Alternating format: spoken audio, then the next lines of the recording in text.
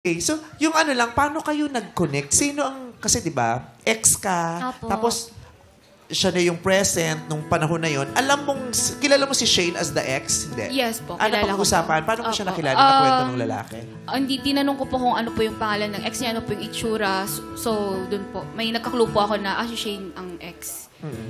Sinong kumonect sa isa't isa? Ako po yung nag-chat sa kanya. Bakit? Kasi nung mga times na parang ang hirap-hirap intindihin nung ex ko, ex namin, parang lagi kong sinasabi, chat ko kay si Shane, ganyan. Kasi parang gusto kong makuha yung POV ng ibang babae, ng ex niya.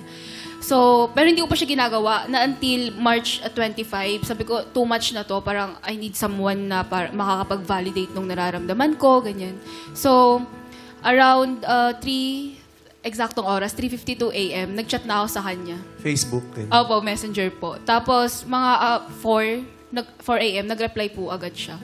Tapos tuloy-tuloy na po yung usap namin. Ang taray, no? Will you do that? Kayo, kaya nyo yun na chichika kayo dun sa ex nung present jowa nyo? Pag may issue kayo nung jowa mo, chichika ba For kayo? advice, Gagawin no? mo yun? Ay, nagawa niya na din! Ni Baby Doll. Nagawa niya na din daw. Takbuhin mo nga, Ryan. Jelay. Nagawa mo na din? Yes. Bakit? Bakit nyo ginagawa yun?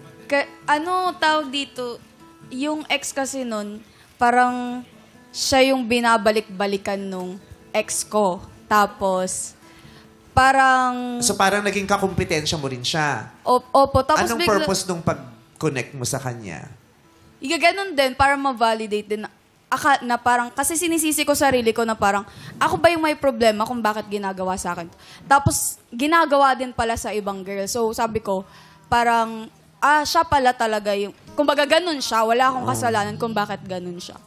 Ganon. It's a you problem, not a me problem. Sabi ng anak ni Chang Ami na si Seiya. Oh. Pero gagawin din ba ng mga lalaki yun? O babae lang yung kayang chumika sa ex? Mag-a-ask ng advice, Oo. bro. Ikaw, Jong, Siya kayang ba chumika problema? sa ex nung, kunyari, nagkakaproblema kayo nung girlfriend mo o nung asawa mo, chichika ka dun sa ex niya, parang, Tol, bakit ganito tong, si ganito? Ganito ba talaga yan? Paano ba siya? Yung ganon? Sa pagkatao ko, parang hindi ko gagawin. At hindi mo rin nagawa ever? Ako na lang mismo yung gagawa ng paraan para mahuli. Or kung may ginagawa ba talaga. Okay. Anong nangyari sa communication ninyo? Kaya kayo naging mag-friends? Opo, okay naman. Parang nung magkausap kami mula 4 a.m. in the morning hanggang gabi. Tapos we decided, tuloy-tuloy po yun. Tuloy-tuloy po. Hindi kayo natulog? Nag-drugs kayo nun? Hindi po talaga. Alas 4 na. Nagsimula pa siya ng alas 3 eh. Tapos hanggang gabi na, hindi sila dire-diretso. Ay, ipapadrug test ko tong dalawa. Wala. Plus, ano yan? Plus, Minus 1,000 yun. Pag may bisyo, minus 1,000. At saka hindi na kayo pwedeng sumali rito. Hindi na lalabas yung mga search.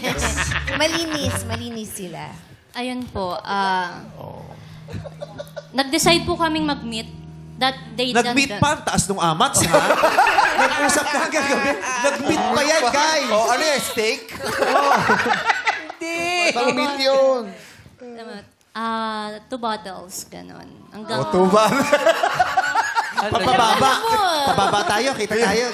Kaya talaga mga par. 2 bottles tayo, par. Pero Shane, Naririnig ko lagi yun. Lalo na pag yung mabilisan, ayaw sumama nung isa, tara, 2 bottles lang. Pero ganun talaga. Tapos kadami. 2 bottles lang. Tapos overnight. Okay, so, bakit nangyari na ba yun sa'yo noon na may chumika na rin na ex o first time mo yun? Bakit ka napachika sa kanya? Ano naman ang nararamdaman mo noon at tumatakbo sa isip mo? Bakit? Kasi kunyari ikaw yung ex, chinat ka nung present. Di ba parang ang weird din ng feeling? pwede mong deadmahin eh. Oo. Pero ikaw, bakit mo sinagot? ano po, ako, for the chika talaga. Parang, For the chika. anyari, ganyan. At chismosa kasi. Ano to? Gusto mong Nag-compare notes. Diba? Let's compare notes. Ano na nangyayari? For the Ganito, na ganito closure. sila dalawa. For the complete complete closure, di ba? Nagpakilala ka ba sa kanya, Vanessa, na ako yung present ngayon ni ganun? Hindi na po. Basta nag-leave lang ako ng message. Tapos, nag-reply siya na parang kilala naman na niya ako. So, ayun.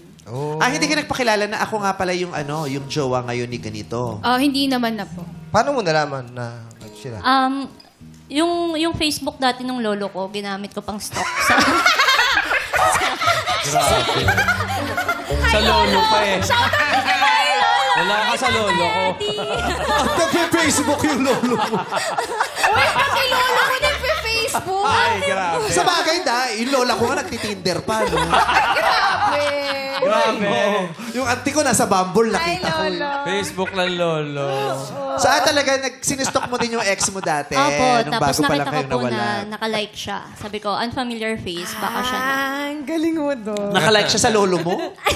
Nilike ni ex. okay. Nagets na niya.